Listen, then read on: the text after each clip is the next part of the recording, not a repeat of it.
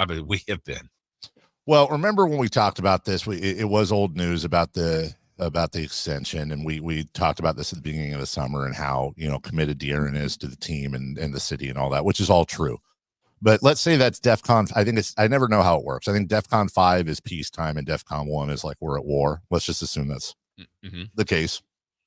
I'm officially moving us from DEFCON 5 to DEFCON 3. I'm actually skipping DEFCON 4 when it comes to De'Aaron Fox. Okay. I'm making that official. I'll read you the quote. When asked about this is from Sam's article, and I invite you to check it out at The Athletic. De'Aaron said when talking about the extension, for one, I'm in no rush.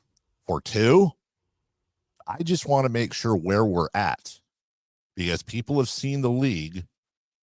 Turnover of a team can happen in a matter of a month or 2 or 6 months. If we were contending for a championship, it might be different. Jason Tatum just won a title. Bam Adebayo's been to the finals twice. That's his close friend from Kentucky. I'm just using people in my class who have signed extensions. They've already been through that, done that. So, yeah, they have that security. But for me, we're continuing to build. Now, listen to this part. I would love to be here for my entire career, to be on one team in one city for my entire career. It's not unheard of. But I want to make sure that we're in that position to be competing and competing at a high level for a long time, not just fighting for a playoff spot. Obviously, the way that the West is going, we have to continue to get better as players, as a team, as an organization. And I mean, I'm not saying I'm not staying or that I am staying, but I would love to be here. And I want to make sure that we're competing at a high level. Jason, De'Aaron Fox has just, through Sam Amick and The Athletic, and there's a lot more in this article, he's just officially put the team on notice that he wants to be here. He loves being here. He's committed to being here, but he ain't falling for the banana in the tailpipe anymore. They need to be on the upswing. And for example, we talked about this earlier. If this ended up being a down season again, that noise we're hearing right now, which will go away, will build to a crescendo as the season progresses. And the nightmare scenario, Jason, is now all of a sudden, here's what's in play. If the Kings were to say be 15-15 to start the year, 25-25, 30-30, hovering around 500, maybe below. And I don't expect that to happen. I think they'll be better. You're now going to start hearing things like the Kings should move off of De'Aaron Fox right now and get max value for him. So that, because he's already indicated he doesn't want to be part of a rebuild, and they're stuck with their cap. They're stuck with their salaries. They're stuck with a lot of these players. So I don't want it to, it's not freak out time. No, but I would equate this De'Aaron Fox news, Jason, to the preseason. I'm not panicked. Right. But my eyebrow is officially raised. Yeah. Cause you see what it can be, right? What I actually like De'Aaron's comments for multiple reasons, Dave. One, I think they're very honest. I think that's what I would try to convey if I was De'Aaron, where it's like, that's right. I personally think, I do believe he would like to stay. Like if there's a preference, if he could pick his road, it would be that. And that would also mean they're good. And they are competing for whatever version of he thinks is as a contender, right? That would all be positive. He could be a lifelong King and probably at that point be on the top, the number one Mount Rushmore of Sacramento Kings of all time. Right.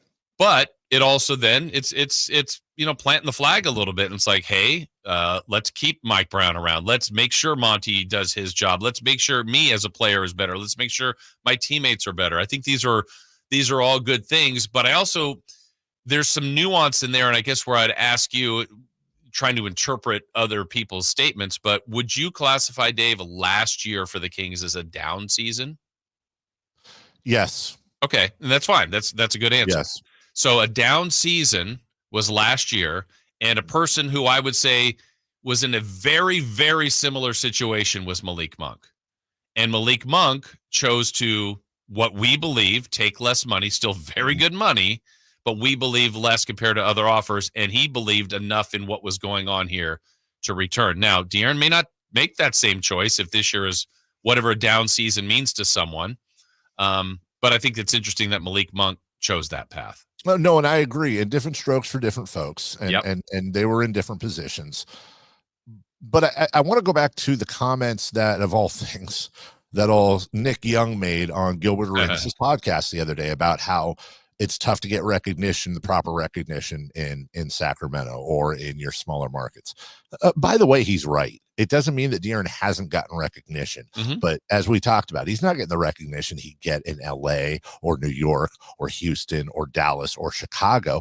And De'Aaron's not 20 anymore. He's not 30, but he's not 20, and he's entering or has entered the part of his career where you start talking about legacy. You start worrying about rings. You only get one shot, one opportunity, as Eminem said, to have a career and build a legacy off of it. And yeah, it'd be great to be Tony Gwynn.